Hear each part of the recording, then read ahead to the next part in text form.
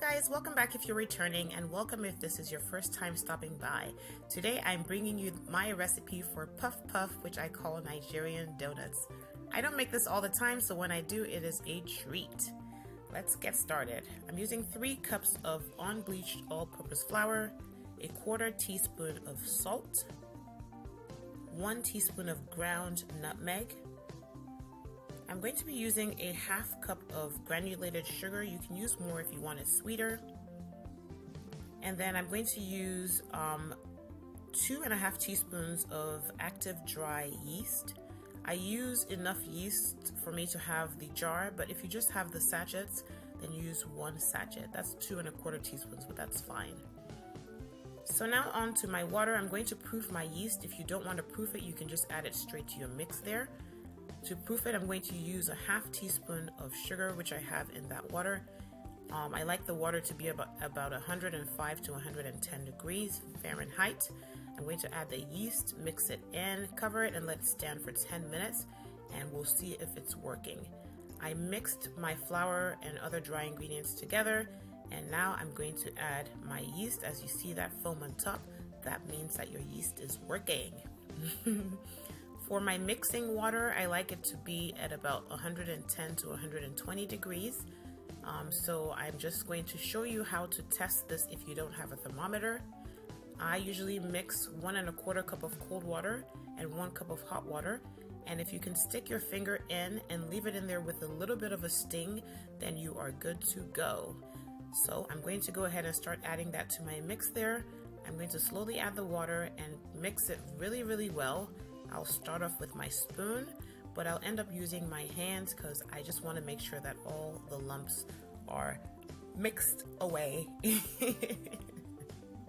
Alright, so I'm going to mix this nicely with my spoon. If you haven't subscribed yet, please feel free to hit that red button and join the family. Thank you. If you're recently subscribed, thank you very much and welcome to the family.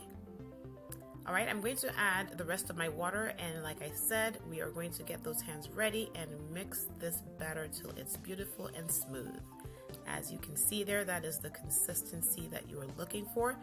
I'm going to pour this back into my glass bowl because it will hold my plastic wrap better. I'm going to cover with plastic wrap and a kitchen towel and throw it in the oven. The oven is off.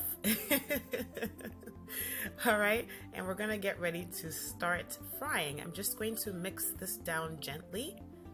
Don't want to beat the life out of it. You can see those bubbles. That means your yeast worked nicely with your flour. Alright, so in my deep fryer there, I have my oil heated. You can use a pot. You just want to make sure that you have enough oil to deep fry this.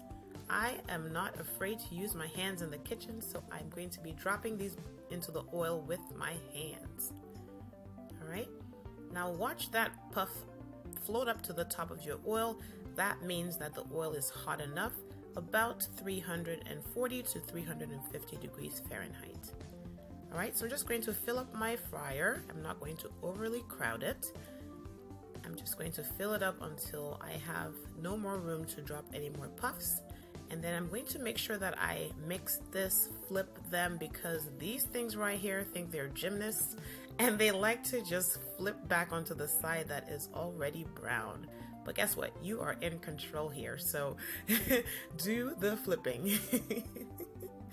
Alright, so we want to just cook these for about 4 or so minutes till they're beautifully browned and they're cooked inside. I'm going to drop them into my colander that is lined with paper towels, and I'm going to keep frying.